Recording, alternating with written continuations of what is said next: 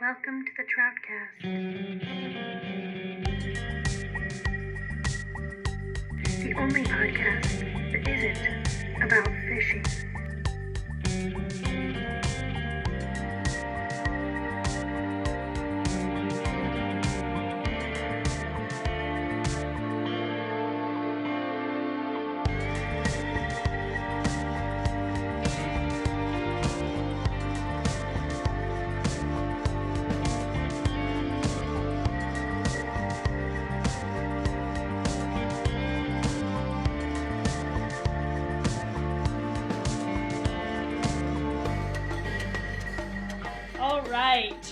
Hello, welcome to episode number 2 of the TroutCast, the only podcast that isn't about fishing.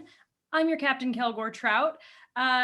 There is a video version of this available on YouTube, or the audio version will be available on your favorite podcasting platform. Today we have our most special guest yet. Hi, Jane.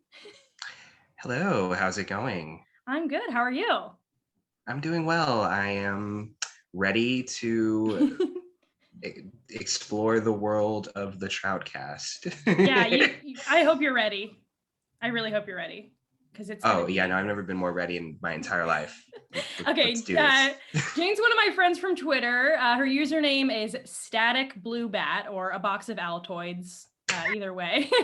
Static Blue Bat, I love that username. It reminds me of like a White Stripes song. That's like something that they would name one of their songs. Oh yeah, no, I think I originally when I joined Twitter for years and years, it was just my name and 3 numbers.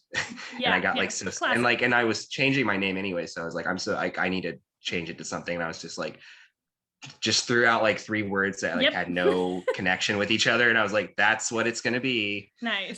That's the way to do it. Yeah, that's so it's people are like, what does Static Blue Bat mean? It's nothing, absolutely nothing. Yeah. So if you want to go follow her, do that. She also hosts or co-hosts the Pacino Pod, which is a podcast about Pacino films. If that wasn't clear. Yeah, we're watching every single film that he has been in. Nice. And we're up to 2003 now. We just did. It hasn't dropped yet. It might be up by the time this is up, but we did on The Merchant of Venice is the most recent one we've done. Nice. So. Why Pacino? Were you already a really big Pacino fan, or were you guys just we're gonna go in blind? We kind of just went in blind. I originally pitched to my friend Callie, we should do a podcast where we watch every Adam Sandler film, because I was I would love that. I was like, that'd be funny. And she was like, but that would that would be so hard to just continue to do, because his he has so many bad films that you would have to start at the end and go backwards. Yeah. Because to watch him kind of get worse over time. I don't know. I don't want to say worse over time, but there was definitely a dry spell. Oh yeah, for sure. If you know what I mean. Every comedian has their daddy daycare shit. Oh, he has several of those. You know what I mean? When all of a sudden they're part of a franchise that just isn't that good. But yeah, Callie, she was like, well, we should do someone who's good. And I was like, okay. So I was just looking through. I was like, what about Al Pacino? And I was also like, and he did do a movie with Adam Sandler, so we can still shoehorn at least one. And she's like, yeah, that sounds good. Except that it's his worst film. The worst Adam Sandler film is the one Pacino's in. So. Yeah, I feel like any actor wants to do something with Pacino. You know what I mean? That would probably be a keystone to their careers, being I was in a film with Pacino. That's so cool. It doesn't matter if it was good or not, just you were in one with him. Nope. He just shows up. So, the podcast, the TroutCast, is never longer than 30 minutes. And we've got 25, 26 minutes left. So, first question. If you got invited to a party, how long are you staying at the party? Ooh, my track record is usually a couple hours at the most. Yeah, you're not going to the end. No way. Well, I usually I will show up and then I will just like find a spot to like sit and just observe. Because it's just like I just like find giant gatherings of strangers kind of overwhelming to my senses, and I just like, instead of like trying to desperately find someone to talk to, I gotta find somebody to talk to, it's just like you I'm let just them gonna come sit to you. down. Yeah, like if somebody wants to talk to me, that's fine, but I'm just gonna like chill and people watch. And well, we'd probably get along because I like to, I'm like the breakaway person. So like I go to the party, then I'm like, what's going on in this little room over here? Like, there's two people chatting on the porch. Like, I've never smoked, but I've always like, that's like my favorite thing about parties is like everyone goes outside to smoke, and I'm like, I'm there. Yeah, no, those are the best. I mean, because that's where you're actually going to get like the real conversation, deep conversations, as opposed to like 10 people in the living room trying to like talk about the weather. Everyone yelling over each other. Yeah, that's true. It's been a while since I've been to a proper party, of course. But I like to host parties, because in San Francisco, it's not really a thing to like invite people to your house. Like, I've been friends with people for 8-9 years now. I've never seen the inside of their house, because they just like don't have people over, because people have like these shitty small apartments, or they have like 6 roommates. So you know what I mean? No, okay, that's an exaggeration, but like, they don't really like to have people over. So people always joke that like bars are the living room of San Francisco, because it's where everybody meets up. But I love having people over, because finally you get to do the whole party thing, but like good party. Yeah, no, that makes sense. 8 people. Well, in San Francisco is so expensive. So yeah, like if anybody who's not like a rich like Silicon Valley fucking CEO is probably, like, I don't want you to come over and hang out in my little corner of a small ass apartment. And we're like, I can't even fit a real couch. Right. I don't know where we're gonna sit. I don't have chairs. Sorry, never got chairs. Yeah, it's just a logistics thing at that point. Okay, so I've been wondering this for a while. Based solely off of vibes, what is the best movie? Like, for example, it doesn't matter if like the storyline is good or the acting is good, just like the general vibe of the movie. Like, you just put it on to feel good, like that kind of thing? Like it could be in another language or something, and you wouldn't need to know what was happening. You're just like, I just love everything about this. Does that make sense? Yeah, that does. Like, you're gonna come away being like, like I'm inspired. For me personally, probably, I don't know. I want like the movies that always connect with me the most are like ones that are like very abstract, and in a lot of ways. So I guess, oh God, this is so hard. There's this movie, and I actually talked about this on another podcast, and most people have never heard of it, because it's just kind of like this weird little thing, but it's called Fanny and Tux, or I believe. Never heard of it. Yeah, it's done in this 8-bit style, like Atari like graphics, and it's like these 2 people, and they live in this house, and they just kind of like have these like deep philosophical conversations, and like these weird surreal things happen, and just like so many like it'll just go in and out of different animation styles throughout. That's cool. Yeah, that's probably what I would say, just because it's just like something you can just put on and just like envelop yourself in. Also, it's in Russian, but the director who made it isn't Russian. So it's just a lot of odd choices with it. Weird crossover. But I mean, the full thing is up for free on YouTube if anybody who's watching this wants to watch it. And it actually, weirdly, it started as a series of like 1-minute videos on Instagram that they would just upload. And then I think the full movie is just like everything together. So it's nice. It's a very unique film. So that's probably that's sounds my pretty choice. Cool. So what say the name of it one more time? Fanny and Tux. Fanny and Tux. Okay. So I asked this last time. What is your dad's favorite joke? What is my dad's favorite joke? I don't know. He kind of likes to just, I don't know. That's like really hard because he's like it's not necessarily like a single joke. He just kind of has this like vibe of like, Is he like sarcastic, like dry humor? yeah, or not what? like, no, it's more like goofy type stuff. Oh, okay. I don't know, just like very So he is just very, jokey. yeah, just very silly type of sense of humor. But there isn't like I can't think of like a specific joke off the top, but that's his like go-to. But it is like it's a very goofy type of humor. I'm gonna keep asking people this question. I feel like you can learn a lot about a person based just off of that. Like, you know what I mean? Like, yeah. if their dad like wasn't funny at all, or you know what I mean? Then you just be like, or just like, like, I didn't know my dad. Just like, Yeah, or deadpan. that, yeah.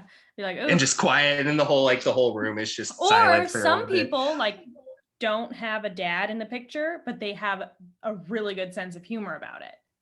Mm-hmm. You know what I mean? Yeah, or no, like for sure. Yeah, maybe that's how they cope with it. You know what I mean? Yeah, no, yeah, I totally get that. So it just says, I think it says a lot about someone. My dad's is what's the sharpest thing in the world, and then it's a fart, because it goes right through your pants and doesn't even leave a hole. Yeah, that's the type of humor that my dad has. Yeah, they love it. Or like, you never know if someone's dad's gonna be like some super racist joke or something, right? Or you're like, I heard my dad tell this joke 100 times. Yeah. I like the racist jokes though that are like about like Italian people. That's like my favorite. Yeah, I mean, because I'm Italian, and yeah, it's fine. They're all true.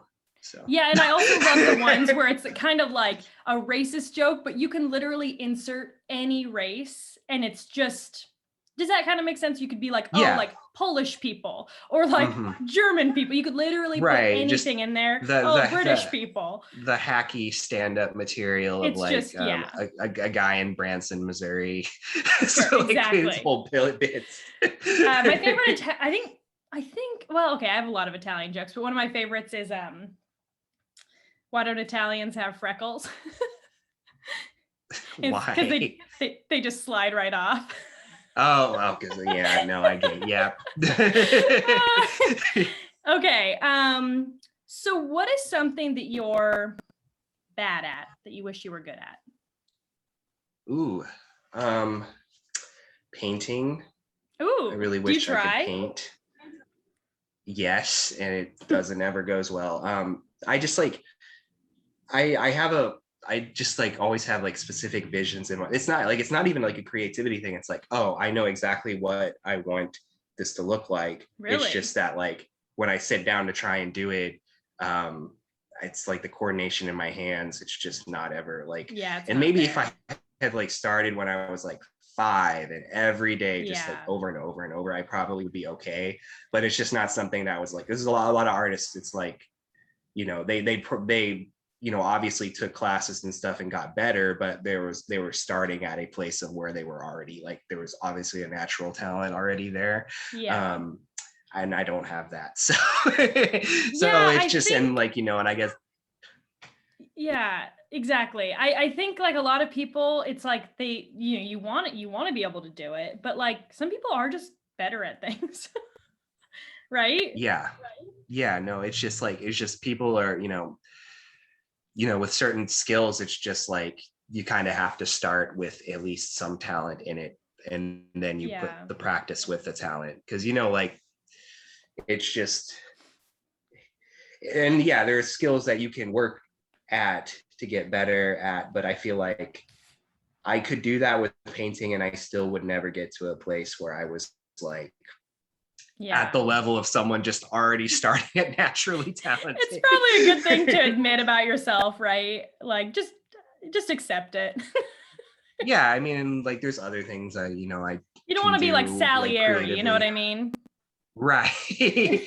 Well, that's like, I mean, I guess that's kind of why I went to film school and stuff, because I was like, I really want to do something with like in like the arts. Yeah. And I can't paint or anything, but I can like, make movies. And I'm not like super good at it yet, but the endeavor of video editing has been so fun for me, and I really enjoy it. Yeah. And I'm like, I wish someone would have kind of introduced this to me at like 16. Right? Because I feel like if I had started younger, I could be like really good at it. I think I have like a knack for it, but I never did. Yeah, I kind of taught myself how to do that in high school, with That's awesome. in this dumbest way possible, because my friends would come over and like reenact like professional wrestling shit in the basement, and they'd want to Nice. like film it and edit it and stuff. And so I never wanted to participate in that, but I would film it and I'd go upstairs and just like spend a couple hours on Windows Movie Maker back when it was like it actually had options that you could do, because like when it like back like on Windows like XP or whatever, it wasn't like an amazing system, but it had like you could do basic editing with it, and there was like effects and like you could do like and stuff, and then they got rid of it. But that's how I learned. I taught myself those, and then I went to college for it and got better. But yeah, no, like editing is a lot of fun. It's just like it's so cool. Like kind of like it's like making a painting in its own way, I feel like. Yeah, I think that's part of the reason I like it, is that I get to do this sort of visual effects type. Sorry, that's not what I mean. What I mean is it's like a visual medium, but I don't have to create the pictures, right? Because it's just camera footage. Yeah, exactly. You're using what your camera captured and then adding to that. So you get to kind of create these images, but you don't have to actually make the pictures look good. Right, exactly. That's cool. So you went to film school. Was there something that you like focused on? Yeah, I guess like what I was the stuff that I did a lot with was like the editing stuff.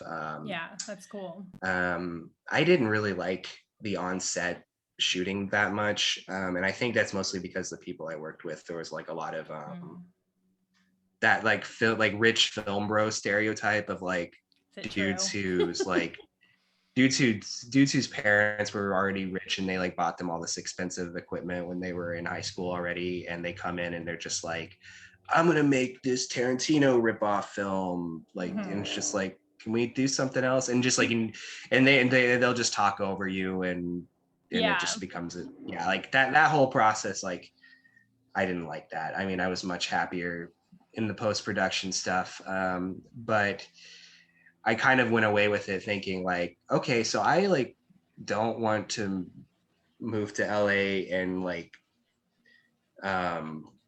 be in the studio system, because like if I hate working with people and like this like no stakes, like that are just like these like control freak assholes, like I wouldn't really want to, I don't think I would mentally be doing well like starting in that true. like in that like area. And so I kind of decided, I was like, I still want to make films though, but I want to make them on my own terms of like with the people that I want to, with that I specifically want to work with, and like I'm more so like documentaries and stuff, and just less like, you know, interning with a guy who's gonna throw coffee back in my face if it's not the right temperature or whatever, you know. I've also like had that issue before with like career prospects, like, you know, thinking about stuff and being like, wait, am I cutting out? Sorry. No, I can hear you. Okay. Okay, like, how do I explain this? Like, I've always wanted to be like a writer, like write novels, but the whole like literature scene is so bad. Does that make sense? Like that makes complete sense. Like compared to other people and having people pick things apart and having to be like buddy with these other kind of like academic types and stuff. It's something that I've always had a hard time reconciling the two. Not to say that you couldn't do it or anything. It's just that like it's always been like a turn off for me. Yeah, I hate that. Like, that's another thing. It's like, it wasn't even like they stressed it so much, and like being in the middle of Kansas in film school, obviously you're not coming in with a lot of connections already, as if I would have went to like USC or something. But they would always stress like making connect, like you got to network, and it just felt so fake to me. It's like I don't want to suck up to like people that I don't give a shit about just so that in the hope and like the vain hopes that they're gonna give me a job or whatever. I'd rather if I'm like interested in, and that's the thing. It's like if I'm interested in somebody's like creative projects, I will already like probably be trying to talk to them anyways, like just because I like their stuff. It's not like I don't want to like it's just like faking something that like I already like like that I feel like, because I feel like when I express like like, oh, I really like this, or like I want it to like mean something. I don't want to like just be like, oh yeah, I love the Crudes too because I really need this job. Like like that's like yeah, the Crudes too is one of my favorite scripts of all time. It's just like oh my god, I couldn't have even pulled a worse example out of a hat. That's hilarious. I know, but it's just like that's the kind of thing. And like I know that like even if I got a job in that field, that's not like I'd still be miserable. It's like I wouldn't want to get stuck working within this area of film for the rest of my life. And I don't know. I just like I have friends like from my time in there who've like moved out to LA and are working or decently successful, but they always seem like so overworked and miserable. So I'm just like, yeah, there's that too. The lifestyle. Right decision. I've definitely gone there and back. Like I've done plenty of like open mic stand-up stuff, and at the end of the day I'm always like, every time I do it I come away being like, I never want to do this for a living. And I know that sounds stupid because like obviously I want that, like in a way, but like the process of getting there and being like, I'm gonna have to probably move down to LA, I'm gonna have to be constantly going to like these fucking comedy shows and like networking with people, and it just sucks. And like again, something that turned me off is being like, I don't think I want this, like best case scenario it goes great for me, I don't think I even want that lifestyle. Right. Like, do you really want to be on SNL? Like everybody I see like that like is on there now, like looks miserable. It sounds like a miserable environment. That's what everybody's like, I want to end up on SNL. I haven't watched it in a long time, but what was always so funny to me is that a lot of times it was the people you expect to do terribly that would do really well. It'd be like some musician or like some random person that like they are just hilarious on screen for some reason, and then a comedian goes on there and it's like, this is really hard to watch, and for some reason it just doesn't, it's just not their format or something. And I don't know, maybe they write them different or something, whatever it is, it's very unexpected. And it's kind of like when your favorite person is going on SNL, it's like, don't watch it. Yeah, no, exactly. It's gonna ruin them for you. I know what you mean by the open mic stuff though. I kind of wish I lived in an area where like there were more options for that, because I like doing stuff like that. But the kind of stuff that I like to do is just like go up there and like just do these like type of characters that are just like, you can't tell whether that like this person is like being serious or not, or like this person like is like and that type of stuff, which is like which I feel like a lot of people, not necessarily the audience, but a lot of other like comedians hate that, because it's like, are you like, I'm here like refining these like punchlines and jokes, like I've refined these over and over again, and you're just like going up there and like reading Bible passages and like just like doing these like bizarre shit. It's like, but that's what's fun for me, and that's what I like, and that's the type of stuff that I like that type of like bizarre comedy-esque shit. I like that, watch that more than just like standard stand-up anyway. So so that's what I like to do. But yeah, it is kind of like antithesis of like trying to network when you do stuff like that, because people are just gonna be like, I don't know if I want to work with this person because they're fucking weird. Yeah, I think a lot of people who have like an artistic talent of some kind or creative talent of some kind, it's really hard to you have to be a business person. You're forced into becoming a business person, like, because especially if you're just self-starting, like you have to promote yourself, you have to put yourself out there, you have to do all this stuff, you have to schedule and all these things. And like a lot of times a really talented musician isn't going to be skilled in the art of business. right? And it's like, I think it's really hard for people to be like, I just want to make my music or whatever. I don't have to do all this other shit. But you have to get to that level it's where really someone easy to get manages taken you. advantage that way. Yeah. Like it's like, that's how you see all these, like, and that's why, like, you know, the music industry and all these like creative industries prey on young, they go after these really young people to market it, because like, hey, we're taking 60%. And because like if I had like gotten a contract at 18, I would have been just, oh yeah, sure, fuck, I'll do, you know, like give me 10 albums and take 70% of my money, like whatever, you know, like you own my face. Actually, if you had to be on Drunk History, what historical event are you drunkenly describing? Ooh, I would like to describe the Beatles' career. Oh, that's a good one. I think that would be fun. It's just something I know a lot about, and oh yeah, like I spent my whole middle and high school just like reading every fucking book about the Beatles and like John Lennon and all this shit. Like I had like 5 different Beatles shirts that I'd wear to school every day. So like awesome. it was definitely like, you know, I you know, I pretty much know all. Who's your favorite Beatle? About that. Musically, probably Paul, because I think he's done the best stuff. They're all kind of assholes, though. It's hard to say. Hard to say. I feel like it's impossible to not be at that point once you're a Beatle. I mean, I guess like George is probably the chillest guy. But even he kind of did some shit, so it's like, you know. Okay, so I have we're almost out of time here, so I have to ask you, I need you to give our listeners a little bit of motivation, a little bit of inspiration, just off the top of your head. Oh, sure.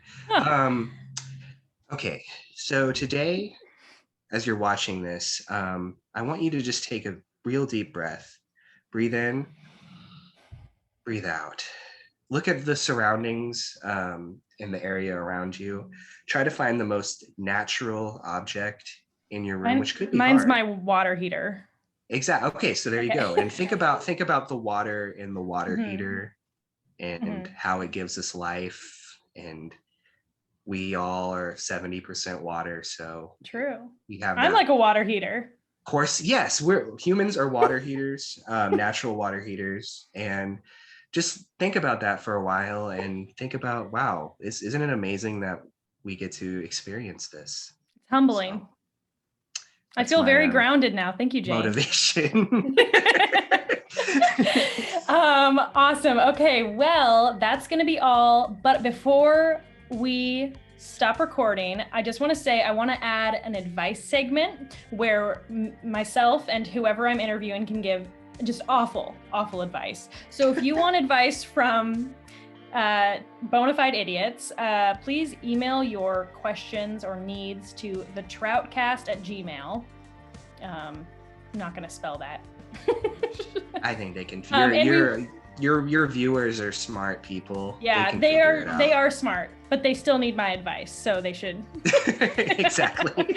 And you'll remain anonymous, of course. I'm not gonna like read out your email address or anything on there. Oh no, actually, what she's going to read not only your email address, your full name, your address, your parents' address, SSN, and this is all before the first question, like you know, like your medical history. This is just the new intro.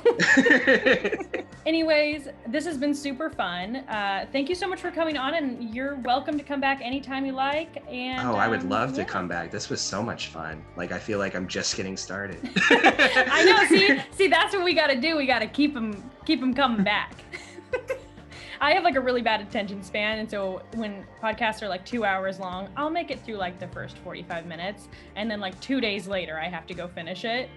And so I'm like, you know what? I'm just gonna make a podcast for idiots like me who can't listen for more than 30 minutes. 30 minutes, perfect length. All right, well, thank you so much. This has been super fun. I'm going to stop recording. Is there anything else you want to say? No. Have a good day.